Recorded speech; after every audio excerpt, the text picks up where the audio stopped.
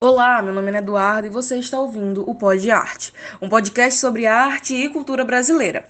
No episódio de hoje, nós iremos analisar a obra Canção dos Tamoios, de Gonçalves Dias. Mas é importante que, para um melhor entendimento, possamos ouvir a leitura desse poema. Não chores, meu filho, não chores que a vida é luta renhida. Viver é lutar. A vida é combate que os fracos abate, que os fortes, os bravos, só pode exaltar. Um dia vivemos, o homem que é forte não teme da morte, só teme fugir.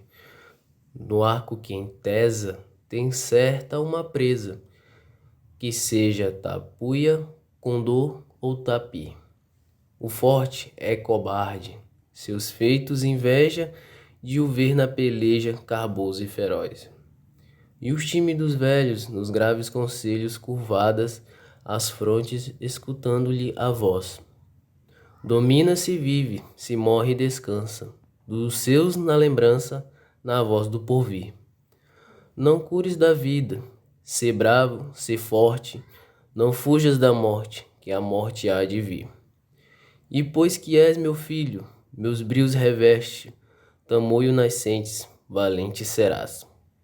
Sê duro guerreiro, robusto fragueiro, brasão dos tamoios na guerra e na paz. Teu grito de guerra retumbe aos ouvidos de inimigos transidos por vil emoção, e tremem de ouvi-lo, pior que o sibilo, das setas ligeiras, pior que o trovão. E a mão nessas tabas, querem calados os filhos criados na lei do terror. Teu nome lhes diga que a gente inimiga talvez não escute. Sem pranto, sem dor. Porém, se a fortuna traindo teus passos, te arrojas nos laços do inimigo falaz. Na última hora, teus feitos memora, tranquilo nos gestos, impável audaz. E cai como o tronco do raio tocado, partido, rojado por larga extensão. Assim morre o forte, no passo da morte, triunfa, conquista, mais alto brasão. As armas ensaia, penetra na vida, pesada ou querida, viver é lutar. Se o duro combate, os fracos abate, os fortes, os bravos, só pode exaltar. Nós, da equipe do Pod Arte, agradecemos a Andrei Boas, estudante do IFMA, por sua participação. Agora, com êxito, recebemos a mestre formada em Ciências Sociais pela UFMA e professora da Universidade Federal do Piauí, Silvia Regina. Olá, Silvia, como você está? Olá, eu tô bem, graças a Deus, correndo da gripe. É, Muito obrigada pela oportunidade, é um prazer estar aqui e mais nesse podcast maravilhoso de grande audiência. O prazer é todo nosso, inclusive muito obrigada por se fazer presente neste episódio. Mas eu vou logo sanando minhas dúvidas e preciso perguntar.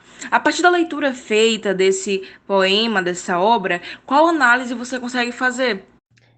Então, Ana, o Gonçalves Dias, no poema Canção dos Tamoios, ele trata das trajetórias indígenas com a desconstrução do antigo ideal implantado de que o índio é sempre romântico, como exposto em várias obras.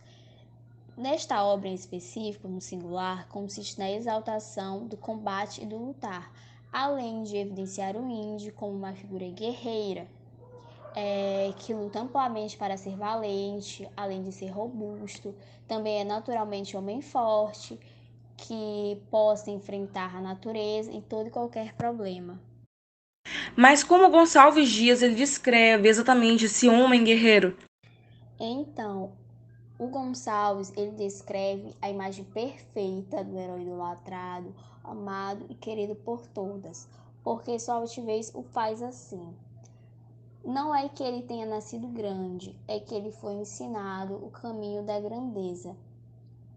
Os outros, na qual não tiveram essa sorte, invejam seus feitos grandiosos, a sua inteligência e até mesmo o seu conhecimento.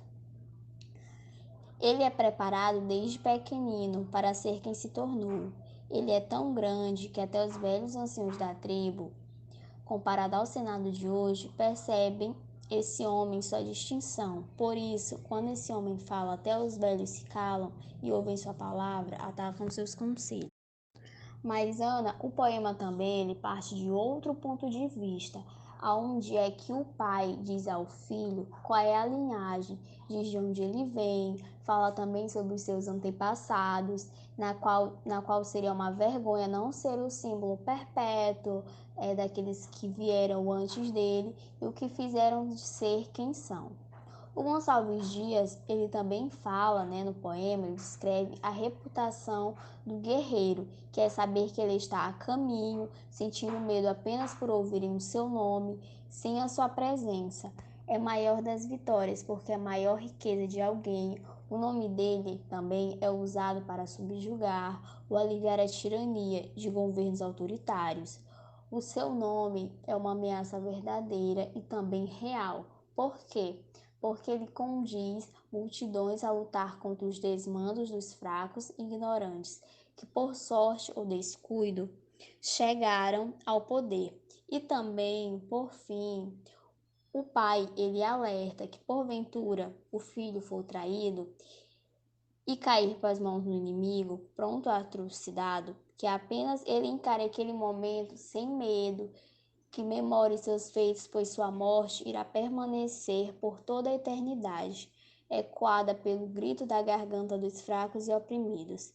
E também o pai diz ao filho que é na morte que ele prepara suas armas, penetra na vida, perpetua-se e faz parte da história, porque foi feliz, foi herói, foi audaz. E quem viver depois dele, que faça melhor, que conquiste mais alto brasão na guerra ou na paz. Ai, Silvia, foi um grande prazer te receber em nosso programa. Nós esperamos fielmente por outra oportunidade de estar com você. Muito obrigada. E se você pensou que nossa programação tinha se encerrado, você estava muito enganado, porque nós teremos agora a presença de uma convidada muitíssimo especial. Ela é professora, doutora em Direito pela Universidade de Coimbra, especializada em Direitos Humanos. Maria Siloé, como você está? Olá, é um prazer estar aqui com vocês. Depois de uma recepção como essa, fico muito feliz. Gostaria de agradecer pelo convite. E eu estou muito bem, com um pouquinho ansiosa para começarmos logo essa discussão, que é um debate muito pertinente. Mas é isso. Vamos lá começar. Maria, é muito bom ter você aqui conosco e nós que agradecemos por você aceitar nosso convite. Vou só explicar uma coisinha para quem é nosso novo ouvinte e ainda não sabe. Alguns dias antes do podcast sair, de fato, para que o público possa ouvi-lo, nós soltamos o assunto que será debatido e a partir disso, alguns de nossos ouvintes fazem suas perguntas e as mais frequentes serão as perguntadas para a nossa última convidada, que no caso é a Maria Siloé. Uma pergunta muito frequente era sobre as leis de proteção indígenas, se elas de fato existem e se existem, como funcionam. Você poderia explicar para nós? Com todo prazer, Ana. Sim, existe a Lei de Proteção aos Povos Indígenas, que é, no caso, a Lei de número 6.001, de 19 de dezembro de 1973, que ela dispõe também no Estatuto do Índio. Então, esta lei, ela possui vários artigos. O primeiro artigo dela consta que regula a situação jurídica dos índios ou cívicolas e também das comunidades indígenas. Ela tem o propósito de preservar a cultura e integrá-los à sociedade. Ela também, de forma harmoniosa, eles integram os índios de forma harmoniosa dentro dessa comunhão nacional. Tem também no parágrafo único que os índios e as comunidades indígenas que eles se estendem à proteção das leis do país. Ou seja, todo civil brasileiro que é de proteção do país, eles se aplicam nos indígenas também.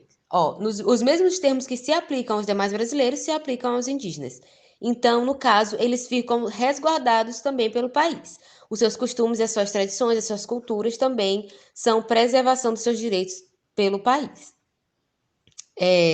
Cabe também à União e aos estados e aos municípios terem administrações que protegem as comunidades indígenas. As administrações públicas também, indiretas, elas têm também cabe a elas terem essa proteção aos indígenas e a preservação dos seus direitos. Mas assim, os indígenas eles têm de fato acesso aos seus direitos como qualquer cidadão brasileiro? Sim, sim, Ana. Estende-se aos índios os benefícios da legislação comum. Sempre que possível, sua aplicação dentro dos povos indígenas, os benefícios da legislação, como auxílio, essas coisas, sim, estende-se a eles. Eles têm o direito. Eles têm os mesmos direitos que qualquer cidadão comum, sendo se eles quiserem, é claro. E também tem que ser prestada assistência aos índios e às suas comunidades, que não são integradas à comunhão nacional, por conta que há comunidades tribais que escolhem não ser integradas à sociedade. Elas escolhem ficar naquele seu habitat isolados, sem ter contato assim com o público externo. Tem que também se respeitar os índios também, os meios e os seus desenvolvimentos, as suas peculiaridades têm que ser respeitadas inerentes de sua condição. Então, tem que ser, todas essas características indígenas têm que ser respeitadas. Temos que também, tem que ser assegurado, o Estado tem que assegurar aos índios a possibilidade de livre escolha de suas vidas e sua subsistência. Ou seja, eles têm que escolher onde que eles vão querer ficar, entendeu? Não pode obrigar a querer incluí-los dentro da sociedade, sendo que eles querem ficar isolados naquele seu habitat. Também tem que garantir a permanência dos povos indígenas no seu habitat, proporcionando também os recursos necessários para sua vivência. Atualmente nós tivemos um descaso muito grande, eu não me recordo qual a tribo, mas tivemos um descaso muito grande do governo em relação a um certo grupo de indígenas que eles estavam vivendo em condições precárias, sabe? Condições precárias mesmo. Até um chiqueiro de porcos, onde vive porcos, estava melhor as condições do que o hospital que estava lá dos indígenas. Não me recordo qual, mas passou no jornal. Então, era um total abandono do governo federal em relação a isso. Mas ele é direito, tem lei, no artigo 2 da Lei 6.001, de 19 de dezembro de 1973, tem essa lei, que deve-se garantir os recursos necessários para a vivência desses índios no seu habitat natural. E também tem que se executar, sempre que possível, é claro que com a colaboração dos povos indígenas, os programas e projetos tendentes a beneficiar as comunidades indígenas. Então, com a colaboração deles, se eles permitirem, tem que sempre executar esses projetos e programas. Temos que também, o Estado também tem que garantir os termos da Constituição. A posse permanente de terras que habitam, reconhecendo-lhes o direito de usufruto exclusivamente das riquezas naturais e de todas as unidades nelas existentes. Tem que se também nesse artigo, no artigo 2, ele garante aos índios o pleno exercício de seus direitos civis e políticos, em face das legislações que o couberem. Então, a legislação que rege o Brasil, que é no caso que estamos falando, do território brasileiro, os indígenas eles têm o pleno exercício de seus direitos civis e políticos. E os efeitos dessa lei? Elas estabelecem e definem como que o índio pode ser tratado. Uma dúvida, inclusive minha, mas de muitos ouvintes, é a seguinte: ano passado rolou várias discussões sobre isso, inclusive muitos protestos, em questão do marco temporal. Você poderia nos explicar do que se trata? Exatamente, é um assunto bem pertinente esse do marco temporal, que ano passado teve bastante discussões e tudo mais. Mas só completando minha fala anterior, eu gostaria de dizer que eles romantizam muito a figura do índio. O índio é só cocar, não sei o que, as pinturas e tudo mais, os rituais, vivem em tribos e tudo mais. Mas no artigo 3 dessa lei 6.001, consta exatamente o que se define o índio.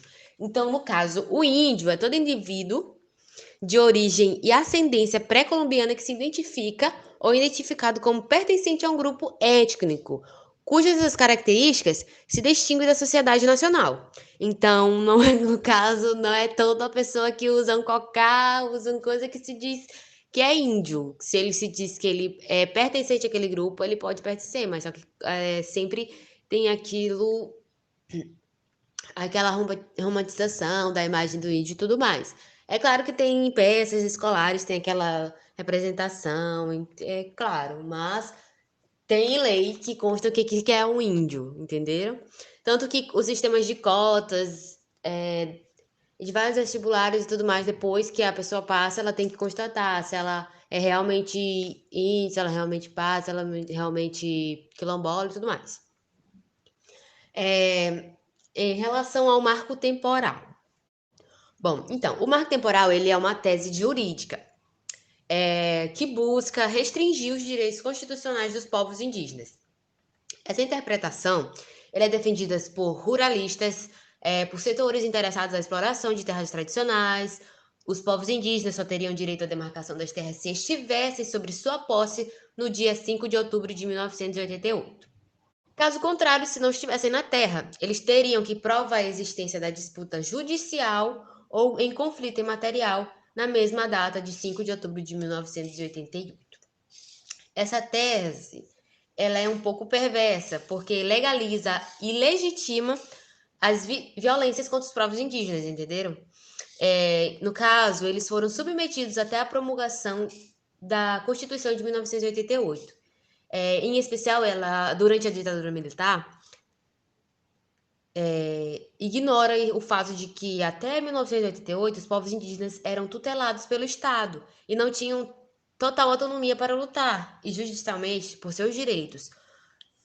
No caso, os povos indígenas eles vêm dizendo em manifestações, mobilizações, a nossa história não começa em 1988. E atualmente no STF tem uma disputa, que no caso há duas teses principais nessa disputa. Perdão. Essa vem dizendo também que os povos indígenas eles têm direito à terra. E em síntese, essas duas teses principais se encontram atualmente em disputa lá no STF, Supremo Tribunal Federal, que no caso é a teoria do indigenato, e uma tradição legislativa que vem do período colonial e que reconhece os direitos dos povos indígenas sobre suas terras como um direito originário. E essa Constituição de 1988, ela segue uma tradição de garantir aos povos indígenas os direitos originários sobre as terras de tradicionalmente ocupam. E há também a proposta do outro lado, que é restritiva, que pretende limitar os direitos dos povos indígenas às suas terras, ao reinterpretar a condição com base na tese do chamado marco temporal. E ainda há duas possibilidades de reavaliação das chamadas salvaguardas institucionais, reconhecidas como condicionantes, entre aspas. Elas são fixadas em 2009, no julgamento do caso de TI de Raposa Serra do Sol, de Roraima. No caso, igualmente restringem a posse e a usufrutos exclusivos dos povos indígenas sobre suas terras. Bom, então, ele pode ter consequências para os indígenas, que caso o STF ele reafirme esse caráter originário dos povos indígenas e, portanto, ele rejeite definitivamente a tese do marco temporal, centenas de conflitos em todos os países terão um caminho aberto para sua solução, assim como dezenas de processos judiciais que poderão imediatamente ser resolvidos.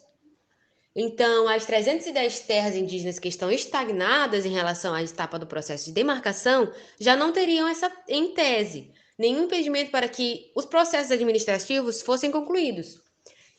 Já por outro lado, o STF também opte pela tese anti-indígena, que é a do marco temporal, ela acabará por legalizar a usurpação das terras dos indígenas e a violação dos seus direitos, entenderam? Então, no caso, eu sou pró-indígena, né? Então, do lado de originar os indígenas. Então, tem essas duas teses que estão sendo voltadas no STF. Começou a ser tramitada em agosto de 2021. Chegamos então ao fim de mais um episódio no Pod Arte e eu só tenho a agradecer a todos que estão aqui presentes, desde vocês que estão assistindo, as meninas que vieram dividir seu conhecimento conosco e a equipe do Pod Arte, que é essencial para que tudo isso aconteça. Meu muito obrigado a todos vocês, um beijo e até o próximo episódio.